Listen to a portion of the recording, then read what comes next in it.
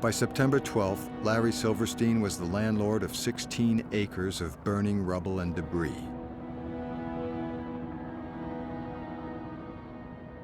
The impact of losing the Trade Center, which was the locomotive for a huge amount of business activity in Lower Manhattan, was horrendous.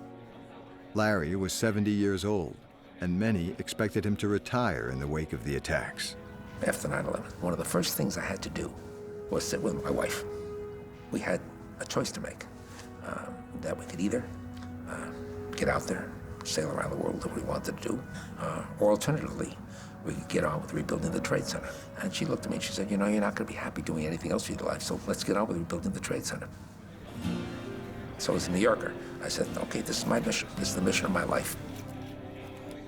So the buildings are extraordinary. They're each iconic, and each built to first-class quality. To design Tower 2, Larry chose Lord Norman Foster, who had changed the skylines of cities like New York and London. So the idea is to try and bring some magic, some signal that this is no ordinary tower. Tower 2 is the tallest of Larry's skyscrapers. It will rise 88 stories and contain 2 architectural elements that will commemorate the tragedy of 9/11. The first is the knife-like shape at the apex of the tower. This building's unique silhouette will dramatically alter Lower Manhattan's skyline. But the diagonal geometry serves another purpose. And the top of the building is cut in such a way that it points down. If you take a line from that angle at the top, that line will direct you to the heart of the memorial on the site. So from anywhere in the city, from afar, you'll see that angle and you will know it's a reminder of what that site is and where it's pointing.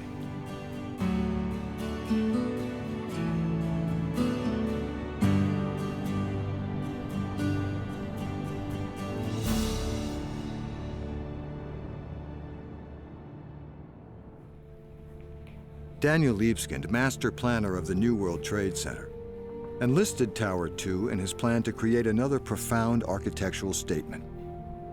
So I thought, I'd like to create an entrance to this memorial, which is its own territory, where the footprints are, where the waterfalls are.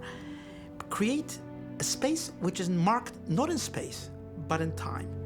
To achieve this effect, the walls of Tower 2 were pulled back to make way for the sun, so that every year on September 11th, at exactly 8:46 a.m., an uninterrupted column of light will strike the footprint of the North Tower when the first plane hit.